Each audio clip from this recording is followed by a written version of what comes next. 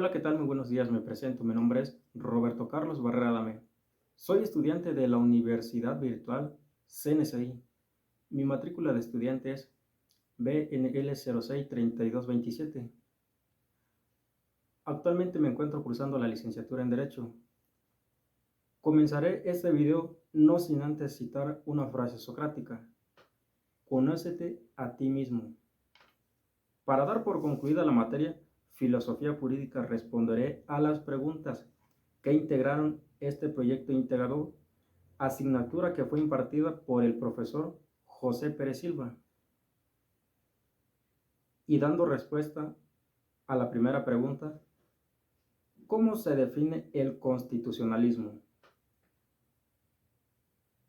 El movimiento constitucionalista fue la tercera facción de la Revolución Mexicana entre los años 1910 y 1920.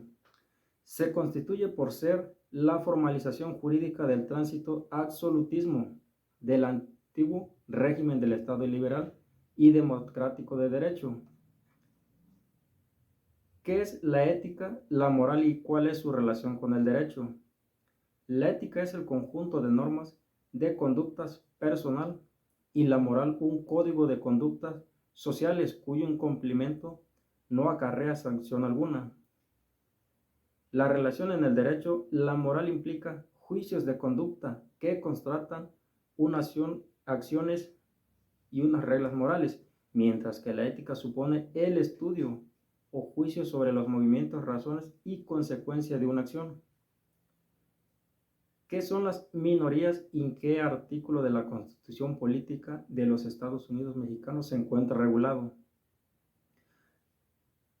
Las minorías se consideran como un grupo étnico reconocido por la ley y con derechos específicos. Los hablantes de una lengua minoría legalmente reconocida, por ejemplo, pueden tener derecho a la educación, a comunicarse con el gobierno en su lengua materna, y se encuentra regulado en el artículo 30 de la Constitución Política de los Estados Unidos Mexicanos. ¿Qué importancia tuvo la ONU en la Declaración Universal de los Derechos Humanos del 1948? El principal impacto que tuvo fue la creación de una normativa integral sobre los derechos humanos, un código protegido a nivel universal e internacional al que todas las naciones se pudieron adherirse. Como sabemos que fue en contra de los actos de ultrajes para la conciencia de la humanidad que estos actos fueron cometidos durante la Segunda Guerra Mundial. ¿Qué son los derechos humanos de tercera generación y cuál es su origen? Los derechos de tercera generación se constituyen por los derechos de los pueblos a su libre determinación, derechos de los trabajadores migratorios, derechos a un ambiente saludable, y tuvieron origen el día 10 de diciembre de 1948 mediante una Asamblea General reunida en París, en la cual se aprobó la Declaración Universal de los Derechos Humanos. ¿Qué son los derechos colectivos y dónde se estipulan?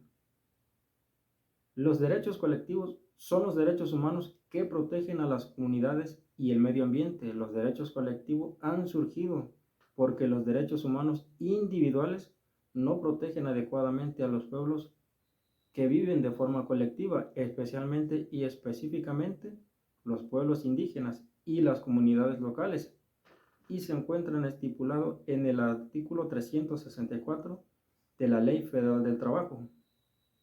¿Qué implica el patriotismo cultural en la actualidad?